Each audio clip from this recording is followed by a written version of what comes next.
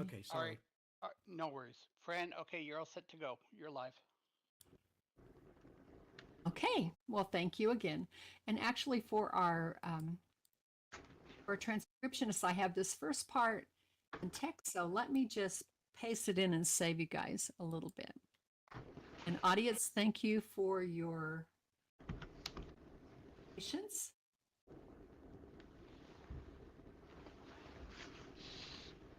And here we go.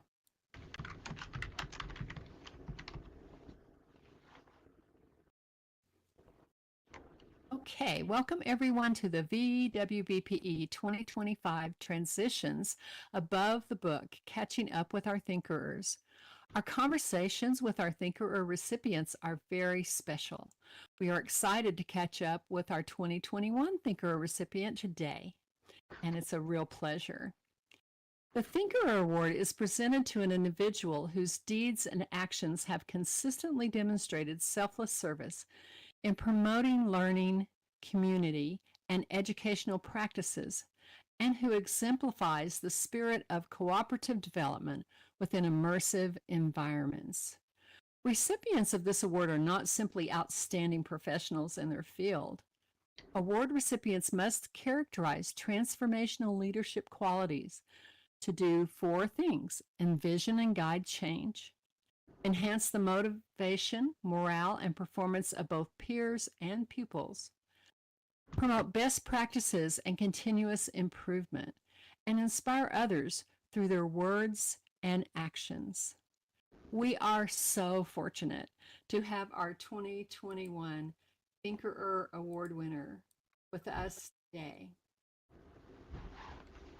And you all know her and love her, I'm sure. Lynne Berrett is known across the metaverse as Lissena Wisdomseeker. Lynne began her educational career as an English instructor at universities in New York and Michigan. She joined Manhattanville College in the New York City area as director of the HEOP College Skills Center for at-risk students and held many other positions there for almost 30 years. Concurrently, she established a private psychotherapy practice for adults and couples after earning an MSW in clinical social work from New York University. She and her husband established the nonprofit Ageless Mind Project in 2015. The mission of AMP is to make people aware of the many research-based things they can do to improve their brain health and total well-being, as well as important to offer them easy, natural ways to turn these activities into lifelong habits. Whole Brain Health, founded in Second Life in 2013, and Virtual Learning Village in OpenSim, founded in 2018, are AMP's current virtual programs. To find out more about Lynne's work, she has multiple websites, and I'm going to share them here.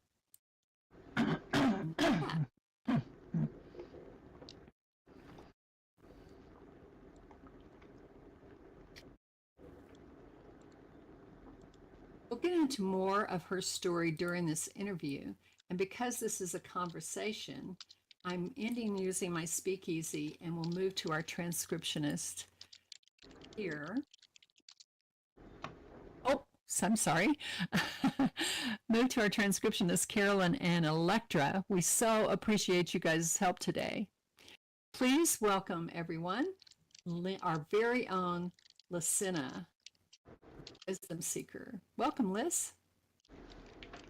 Well, thank you very much, and I guess I'm going to try to keep my mute on and off here if there's a lot of wind sound coming from me. I hope I'm not going to be a windbag today. You are never a windbag, and we want to start with, how are you doing? Right now I think, a word that sometimes people use when they've had a very full day, you know. I just feel like I'm just right. I've been at the conference and I've been learned so much here already, you know. especially about AI. So I'm looking forward to adding some of these things to what we're doing, things I've learned at the conference. We're all learning, aren't we? And especially with AI, that is so progressive of you to think about using it with your own work, as we're all trying to do. So let's start with, what is it like to receive an award like the VWBPE Thinkerer Award? Well, I would say I felt very honored. I still feel very honored to have won this award. I'm with a stellar group of people. I was very surprised when I got it because there's so many other people who I felt, could have had it too. But I'm very glad you chose me.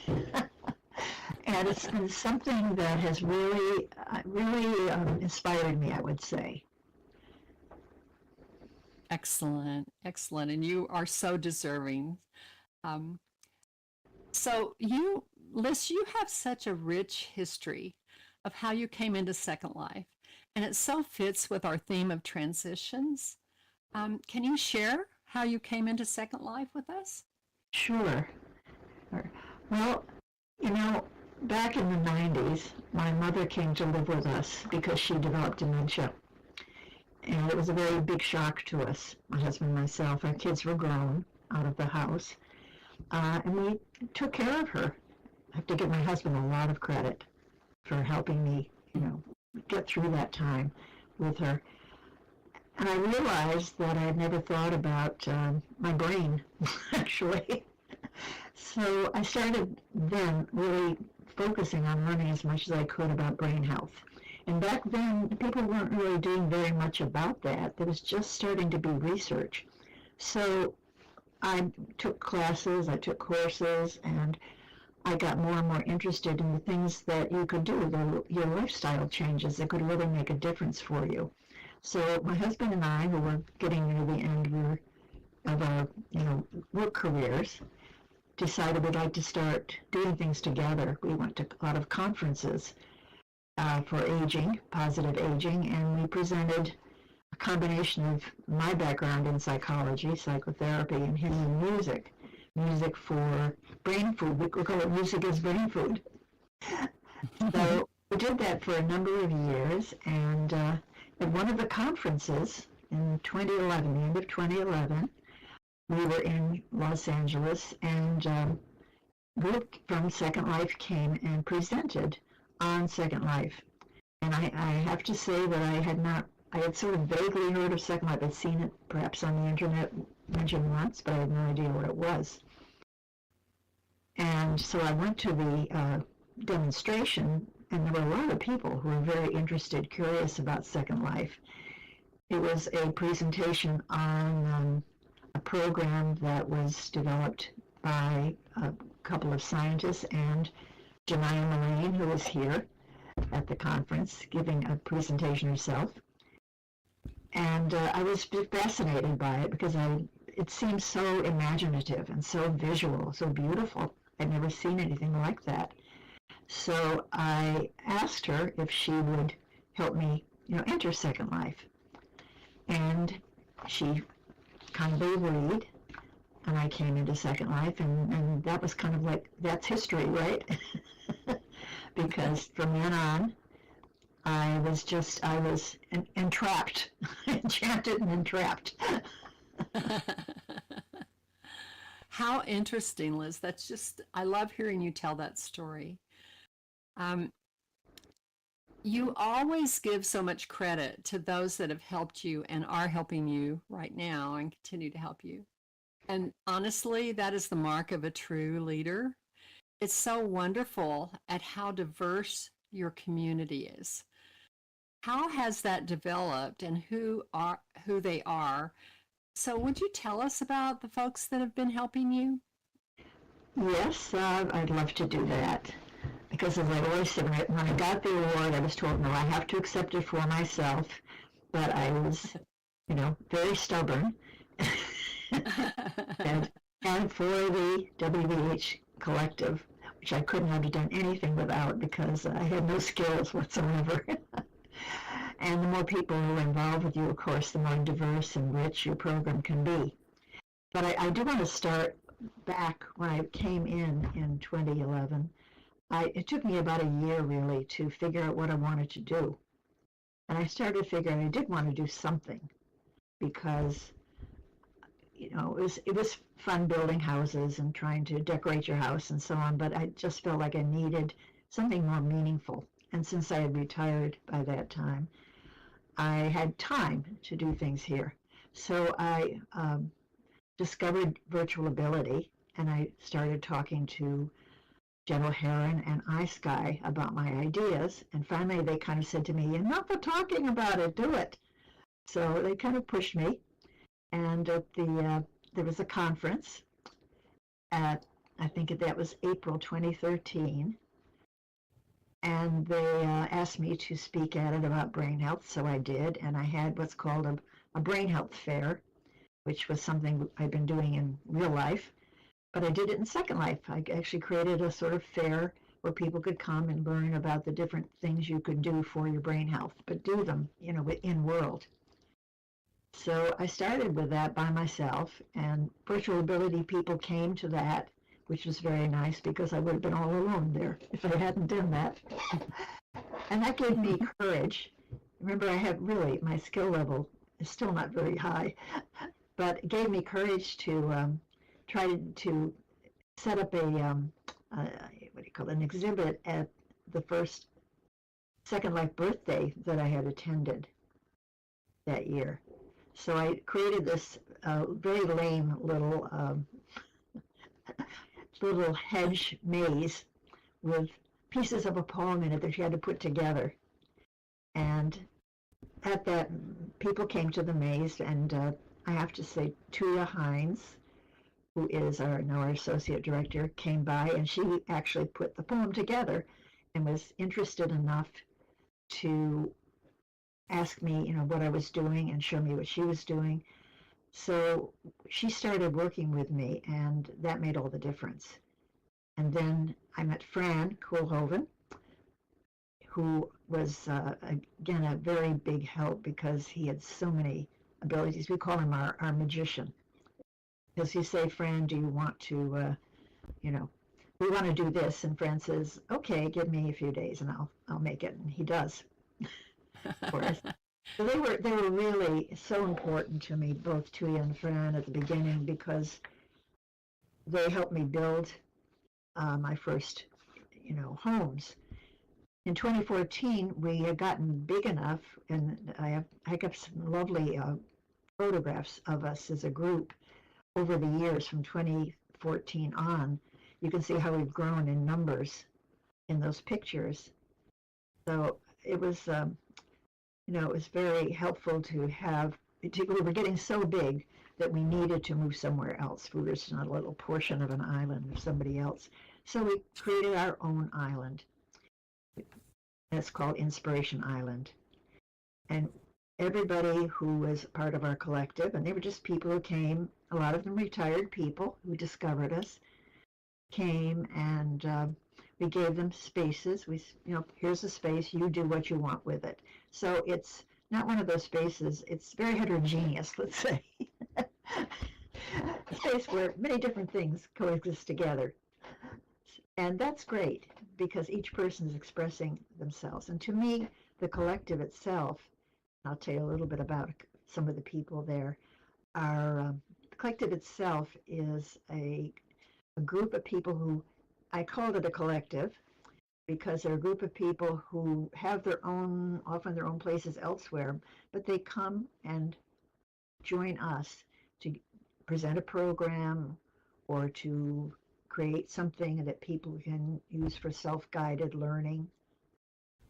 So they are in Second Life and other places, and also they are part of us. And I like that combination. So the people, some of the people who have come, I have to say that one of the first people, when he was still a Navi, who was blue, was Ari, who most of you know, I think.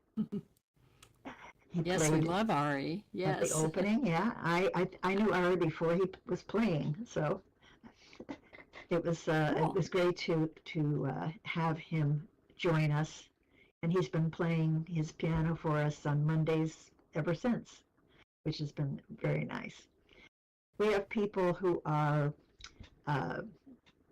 former doctors and lawyers and so on who've come into Second Life for various reasons and found us, and who offer a variety of things. We have a lot of music programs, DJs particularly, because people have learned how to DJ, and I think that's a piece of learning that's very useful.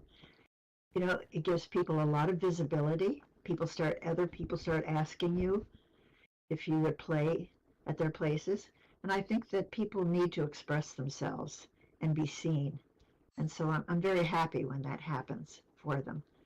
So these are the kind of people who are in our collective, and each of them has contributed so much to it, and to me personally, because they're people I've gotten to know. There are some people we've also lost, and that's been a very difficult thing. Yes. You know, to have them pass away while they were with us. And we've had a number of memorial services on the island for those people as well. So I think that, just to answer your question, if I have, that that's kind of how we've gotten together, how we evolved. How interesting. Yes, you have very nicely answered it. And I have to say that I'm around a lot of organizations, and I do think that WBH has had such phenomenal growth, as well as people sticking around. They don't leave. They continue to help you in lots of different ways. But I do also appreciate your story about doctors and various other professionals finding a different skill in here, and that is a real gift that you give them as we move on in our lives. Still being able to be creative is so helpful. So right, and discovering sometimes that you are creative when you never thought you were. Yes, that's a good point. It really is. I love that. So that's fascinating to watch, and so thoughtful of you as you were looking at people and helping their lives to help them continue with that. So if we have any potential DJs in the audience, you know who to contact. We're always looking for people. People come to me and say, I have an idea for a discussion group or whatever. And I say to them, well, let's try it. Because, you don't know until you try. And then they kind of learn. Sometimes they have to make adjustments. But one of the things that we really are very proud of is that we're seen as a very friendly, supportive place. People feel safe with us. And that's very important to me as well. Yeah, you absolutely are. I hear that all the time. And I'm really, really fascinated because you're such a go-getter. So you've just talked about a ton of stuff, but I'm so fascinated that you're still growing and still continuing to think and be creative. What have you been up to recently? Share that with us. I'd be glad to. One of the things I do want to say before that is this may be interesting for people. I came into Second Life and started Whole Brain Health. And I named it that because that was the focus of it at the time, the training I had been doing and, having people learn about the kind of things they could do proactively. And in fact, back in 2016, Letty Luckstone offered a course through Rockcliffe on how to create a class in Second Life, and I took it. And she was very demanding. I looked, I've got a folder that must be about 3 inches thick of all the things that I worked on with her to create this four module course. And I had people come from outside Second Life. I did a survey on SurveyMonkey and asked people who's interested in being proactive for your brain health. And I got a lot of responses from various psychological organizations I belong to outside. And I also sent that inside Second Life. So I had people come in here and take that course where they themselves, it was a self-guided kind of thing, did 4 different activities, and then connect them to their real lives. And I got some really lovely testimonials from them, which I forgot to bring with me. I should have brought them here. But it was a great learning experience for me, and to have that available here in Second Life was really a wonderful thing as well. And the other thing I want to say too is I want to give credit where credit's due here, is that I joined Nonprofit Commons early on in coming into Second Life. And it's because of what I learned in Nonprofit Commons that I actually founded Ageless Mind Project with my husband in 2015. So 2013 was when I founded Whole Brain Health here. And 2 years later, we decided to connect it to other things we wanted to do outside of Second Life, and we were going to try to connect Second Life to these other things. And then the final thing before I go on to my recent stuff is that a few years ago we had people come and tour from the Chai University classes. Magua brought his students over to see what we were doing as a nonprofit, and out of the conversations there, we decided to start working together, so that the students who up to that time had been doing kind of two-dimensional things like putting up, slideshows, started actually building things with us. And we did that, and then through connections, we met John O'Connor, and he joined in. So there were two kinds of student classes. We called them the International Student Project, and we were the people who tried to help them do this in Second Life in a three-dimensional way. And they had several presentations over the years with us that really drew a lot of people, and that was a lot of fun to work with them. So I want to just be sure to mention those things, because Tua and Fran especially did a lot of work to make that happen. Such great people. And John and Magua both presented here, and it's so interesting because I'm sure that they've learned from you. We have mentors, and we become mentors, don't we? Actually, Magua would talk to us on our building day on Thursday, and he has so much experience with things bigger or more creative than just a PowerPoint slide for his students. It's fabulous to hear. It is, and they're another facet of the wonders of Second Life, I call it, because we became friends through the course of this. Magua's a great cook, I learned. So on WhatsApp, I often ask him for a recipe, and he's very happy to give it. Oh my God. That's another perk of what we've been doing. And I do think, coming back to your question about the effects of receiving the award, I think it increased my confidence tremendously. It validated me in a way that I didn't expect. As I often say to people, I never would have thought I would be doing what I'm doing in Second Life, because that was not the kind of work I did before. I never led a group of people. I avoided doing it. It just sort of happened here. So that was the first start, and then having that validated by this organization really did make a big difference for me. Thank you so much, Liz. That means a lot to us as well. And, being confident is not necessarily something, especially women, but often men as well, have an opportunity to feel. So once you're able to do that, I'm so glad this was part of that. I do feel like that you are a very confident and skilled woman. So please know we all feel that way. It's good to know from the outside. For sure. So anyway, so asking me what we've been up to recently. Yes. Let's move to that if you want to. Yeah, because I have a cheat sheet here in front of me to remind me. one thing you can't do at a regular conference, right? Okay. So I wanted to say that just one of the biggest things we've done in the past couple of years is this very ambitious project, which was the Healthful Aging Conference in Second Life in May 2023. And it combined people from Second Life and presenters from outside as well. So it was, it was a challenge for us to do it, but we figured it out. I think it's funny that it started, as in my mind, as a very small event. I figured, well, we'll do it maybe over the course of a few days and just have an event or two.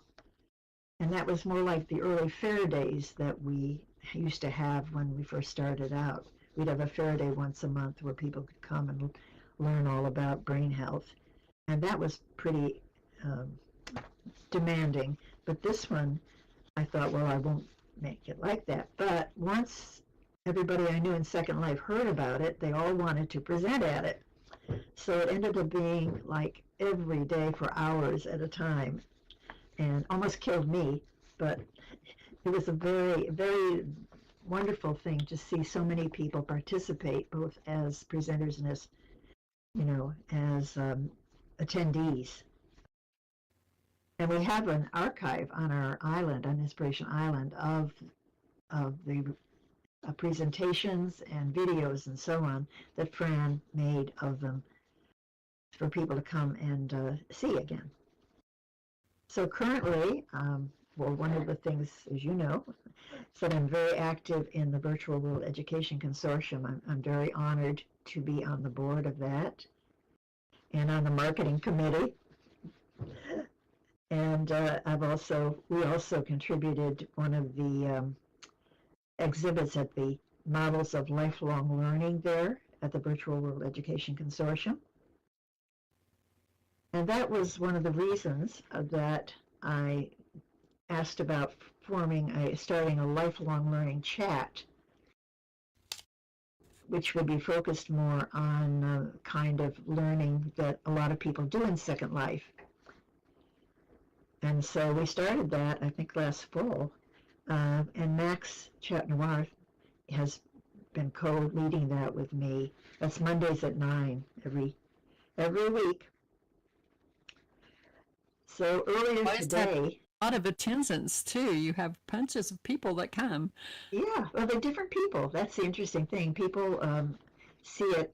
I'm a fiend at putting out notices, as people know. So I put out a lot of notices everywhere I can think about, and then so different kinds of people come, and so we learn about a lot of different people, which is fascinating because we don't even know sometimes what people are doing here in Second Life. And one of the things I hope is that we can find even more ways to reach out to people who are doing what you would call lifelong learning, teaching or taking courses. In fact, one of the people who comes regularly to the chat recommended one of the people who was a presenter today, because we did a roundtable earlier today here at the conference on lifelong learning. And I asked 4 people who represent some of the larger types of learning communities in Second Life. There was somebody from the Second Life, what is it called? Something of the art. Second Life, what of the arts? What's the E in EA? Anybody know? Maybe. Endowment for the arts. Thank you very much, Jen. Yeah. And somebody represented the science areas, Science Circle, and that kind of thing. And someone who represented the Builder's Brewery, one of the main teachers in Builder's Brewery. And so they talked about how they came into Second Life and how they found things that enriched their experience here. And then we asked people in the audience too to talk about other kinds of learning that they enjoy doing. Our whole point is to try to link people together more and spread the word, because I think that for people outside even to know what Second Life can offer them, especially if they're retired, as well as if they can't leave their homes or whatever, is very, very valuable. So I'm kind of on that mission now these days.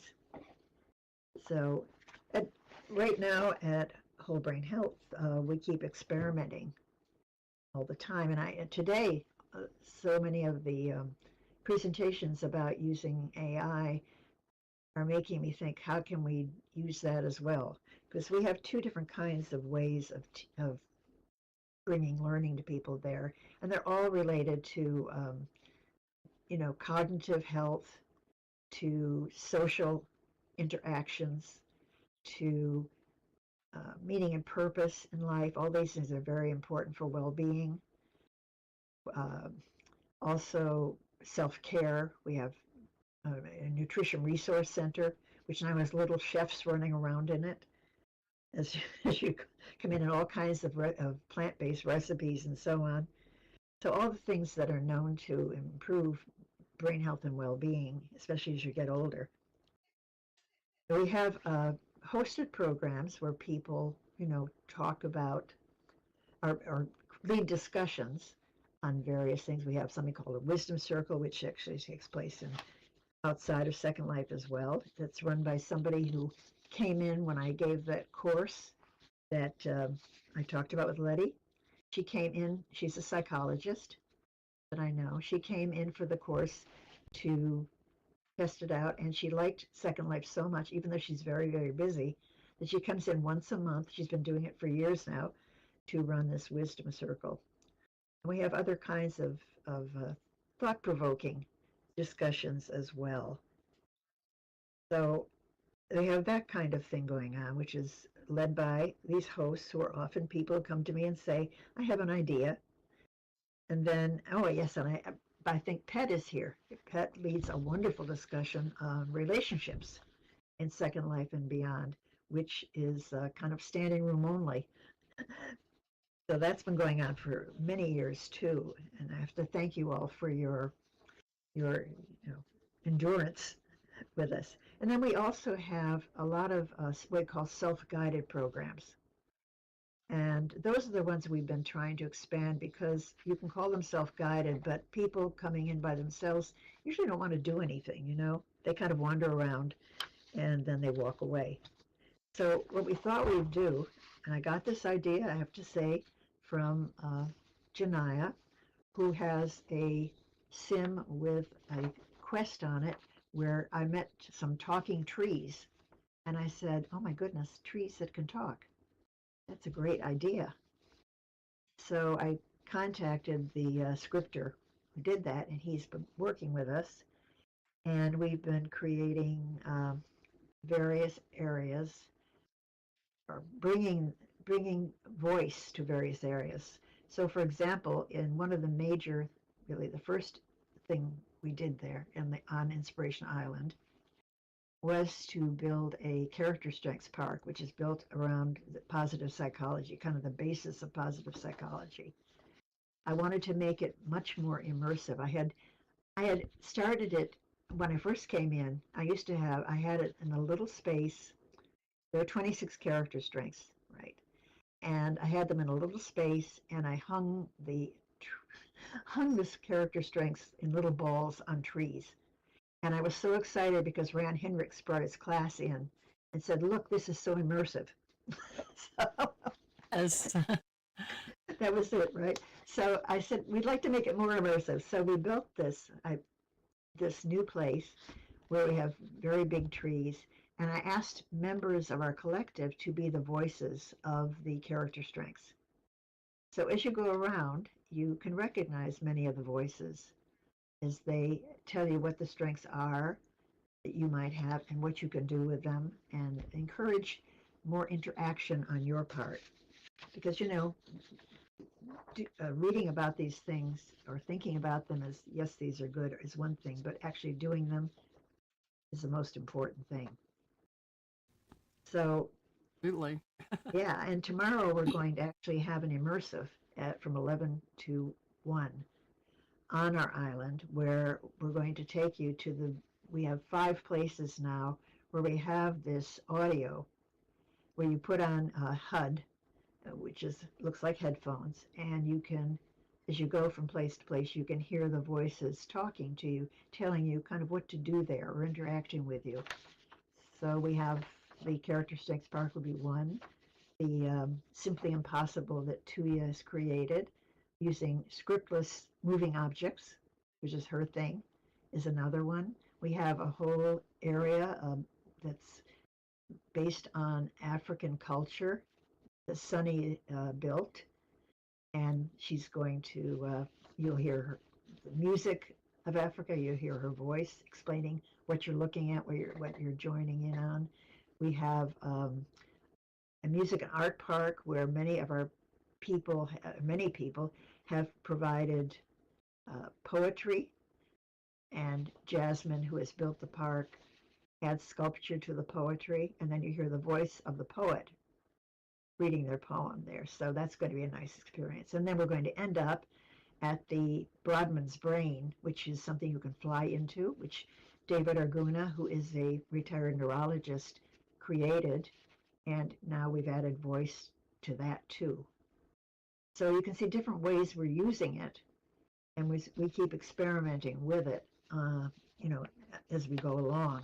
And now I'm thinking about how can we use AI? How can we incorporate that? So if you come to the island by yourself, you don't feel like you're alone. You hear voices talking to you, unless you're worried about that. The voice addition is powerful, and I actually have my students come. You were nice enough to let them interview you, but the brain, as well as the use of voice interaction, is, a lot of people talk about interaction, but honestly it's a little challenging, and the voice piece is very powerful, Liz.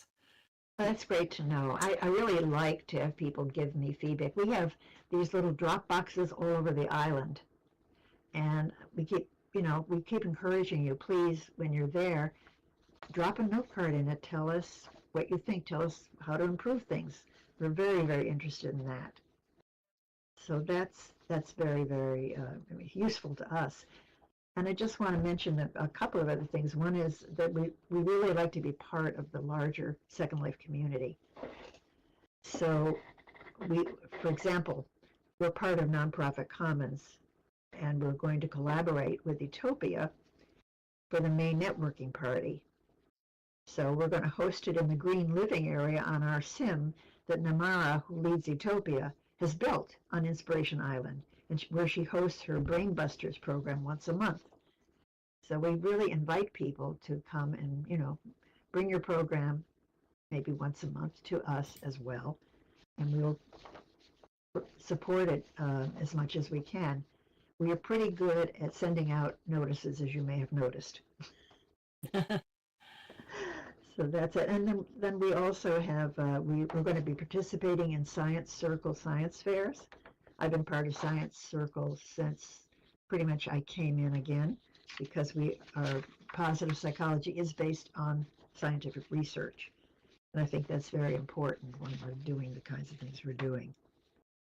So we have, and just recently, this is the kind of thing that happens. Somebody came to me and said, I would like to, I'm a woman who's just turning 50, and I really don't know what the next part of life is going to be like. Could there be a group for women over 50? So I asked around, and other women were interested, and so we started this little group for women over 50 recently, and it's been a lot of fun. I've learned a lot about how to improve my sleep and my diet and all kinds of things, and people have really asked questions there, that you wouldn't ask other people, but like, what do you do when you're in a hospital, things like that. And it's been very very kind of fruitful experiment to do that. So the other thing I'd just like to say, first of all, if we're a very active group called Whole Brain Health, I hope you join us. Got to be a pretty big group. And I would love to have you join our Substack, which is Ageless Mind Project. You can do it free, because we're trying to include stories from Second Life there. We've done a few already. We had put out profiles of all the people who were presenting at the Healthful Aging Conference. and I'm now interviewing people just to write stories about them. I mean, we won't give you, we'll respect your privacy, but I want people outside to realize there are human beings who are really interesting and active in Second Life, so more of them might come to join us. I love that, Liz. Absolutely.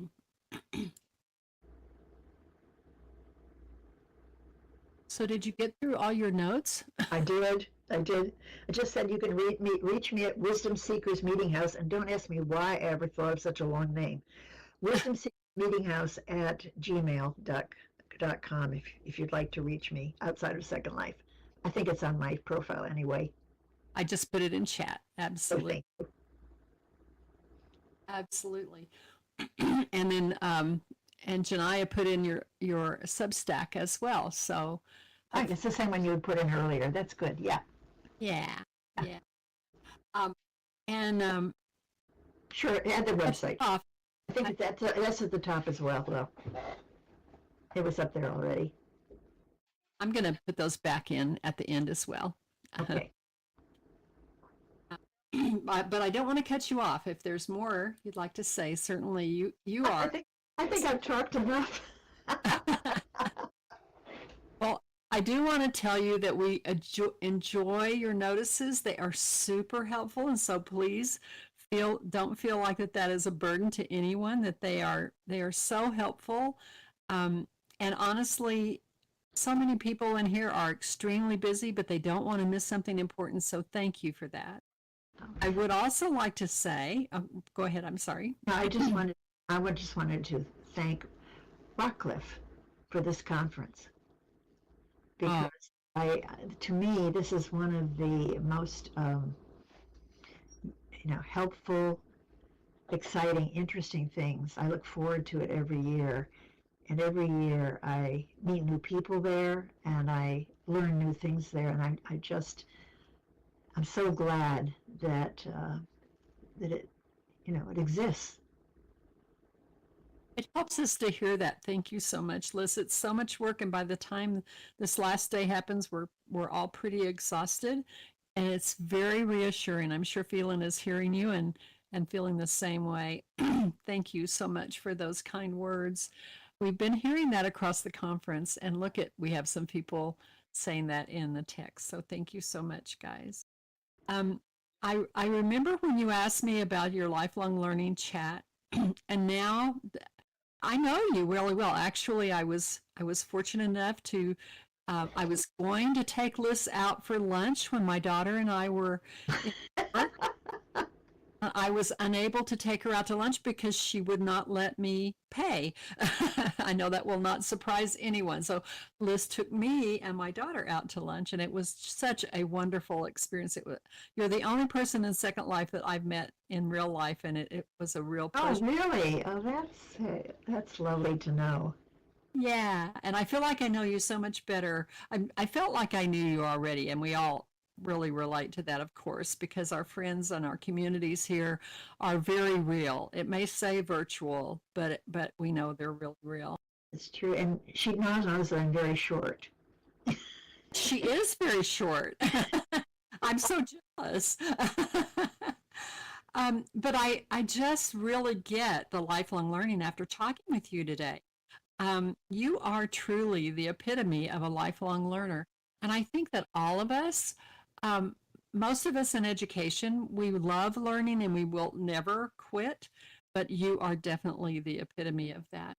I think Second Life made that possible, really, Yes, I would agree. Absolutely. I have some friends that are kind of jealous of me because I have a whole new group of friends and a whole new group of experiences that I invite them, and we all know that situation. And they're kind of jealous. So, and you're part of So you did I can understand it, though. Well, and you did talk about, so you will be our first VWBPE immersive experience after the conference, and you talked about that just a little bit, and I was jotting down the time. Is it at 11 tomorrow? 11 to 1, yes, so 2 hours, 11 to 1 on Inspiration Island. Right. Excellent. I figured we'd do it right after the conference when people are still kind of jazzed, you know? Yeah, that's a great idea. So come be jazzed with us tomorrow. It is in the program, so you can find it very easily. And then here are those last, I think we've put these in a couple of times, but to Right. find out more about Lynne's work, she has multiple websites. Right? What boy, Lynne, you are, I've used this word already about lifelong learning. You are the epitome of a thinkerer. You absolutely inspiring. You are an amazing leader. And we so appreciate your time today to help us catch up with you. Thank you. And thank you, Electra and Carolyn, and our audience. We so appreciate all of you. We And do. we're sending good thoughts to Thinkerer himself, too. We absolutely are. Absolutely. It's so nice to have this named after him. He is our original thinkerer. We will be having the closing ceremony here in just about 10 minutes. What a great lead into that, and we appreciate your time, everybody, but especially you, Lynne. It's been a real pleasure. For me, too. And thank you all who are here. Big hug.